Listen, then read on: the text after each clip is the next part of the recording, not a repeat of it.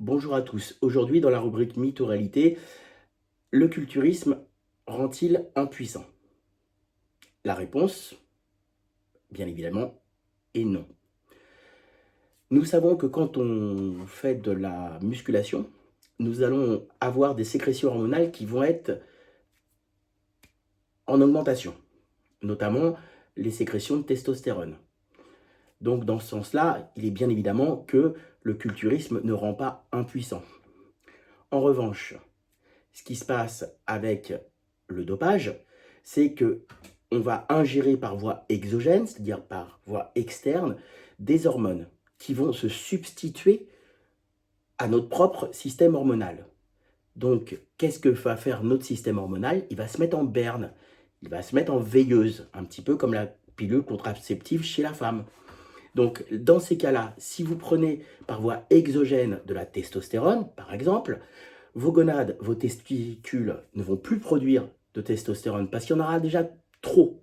Donc, ces gonades-là vont se mettre en veilleuse et à l'arrêt de votre traitement exogène, votre traitement hormonal de substitution, votre propre système hormonal va avoir parfois du mal à se relancer. Un petit peu, toujours comme la pilule contraceptive chez la femme, hein, à l'arrêt de la pilule, quand les femmes veulent tomber enceintes, des fois ça met un petit peu de temps à redémarrer.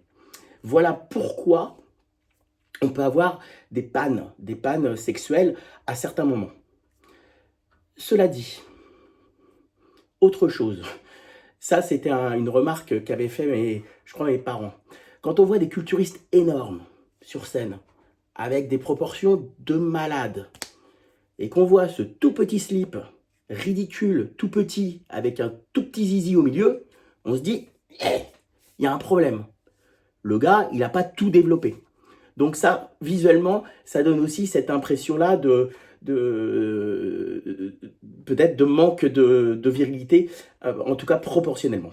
Voilà, j'espère avoir répondu à cette question. Et puis, n'hésitez pas à vous abonner, actionnez la cloche, j'attends vos commentaires et bon entraînement à tous.